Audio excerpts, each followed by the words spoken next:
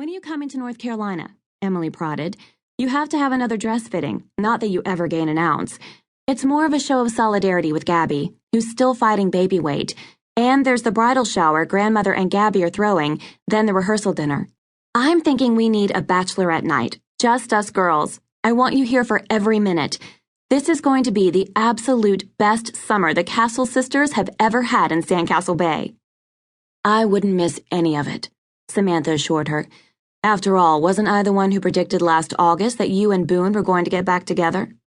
Yes, you demonstrated amazing insight, but it wouldn't be the first time that some irresistible part came through at the last second and you bailed on me. My college graduation comes to mind? Well, there's no way I'd bail on your wedding, Samantha reassured her. The likelihood of a plum roll being offered was abysmally small. Besides, she'd never let Emily down after promising to be her maid of honor. The fact that Emily had even asked had come as a surprise. Their relationship had been tainted by some kind of sibling rivalry she'd never understood, but her sister seemed to be sincerely trying to leave that in the past. I'm driving south the day after tomorrow, she told Emily, not mentioning that the wedding was providing the perfect excuse to leave New York behind during these depressing dog days of summer. I'll be there to do whatever you need. Are you bringing what's-his-face with you? The guy from the network? Or the producer? I lose track. Truthfully, so do I, Samantha admitted. There's no one I'd want around for an occasion as important as my little sister's wedding. There was a faint hesitation on the other end of the line, and then Emily asked slyly, Not even Ethan Cole? Samantha's heart did a predictable little stutter step. Why on earth would you bring up Ethan? He's ancient history. Not even history, come to think of it. He never even knew I existed back in the day. Aha! Emily said triumphantly. You do still have feelings for him. I told Gabby you did. She thinks so too. Our powers of observation are every bit as good as yours when it comes to romance. And you got that from my asking why you mentioned him? Samantha inquired irritably, hating any possibility that, at her age, she could be wearing her heart on her sleeve for anyone to detect, especially when the man in question probably wouldn't even recognize her if their paths crossed. I got that from your wearing his old football jersey around the house the whole time you were home after the hurricane last summer, Emily responded. And, amazingly, it disappeared after you went back to New York.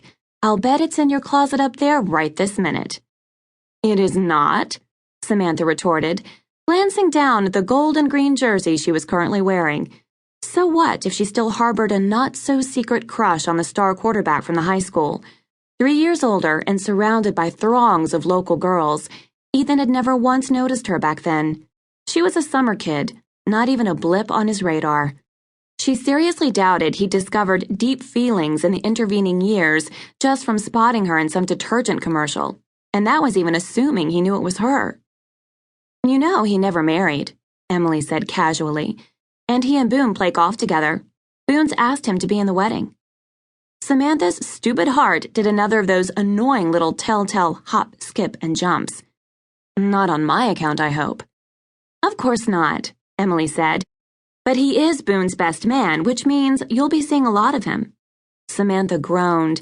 She'd expected this sort of matchmaking from her grandmother, who'd actively campaigned to see that Emily and Boone were reunited, and had done her share of manipulating to see that Gabby wound up with Wade Johnson. Samantha had been certain, though, that Cora Jane would show a little more respect for Samantha's ability to find her own man. Then again, there wasn't much evidence that Samantha had made any particularly good choices up to now. The men she'd dated had been seriously lacking in staying power. Did Grandmother put you up to this? She asked testily. Up to what? Emily replied innocently. I told you, Boone and Ethan have been friends forever. Their families go way back. It makes perfect sense that he'd want Ethan in the wedding. I suppose, Samantha conceded. Gotta run. I love you, Emily said. See you soon. See you soon, Samantha echoed. Suddenly, going back to Sandcastle Bay for her sister's wedding had gotten a lot more interesting, and maybe just a little dangerous. Gabby held Daniela Jane in her arms, rocking her gently as she studied the color in Emily's cheeks.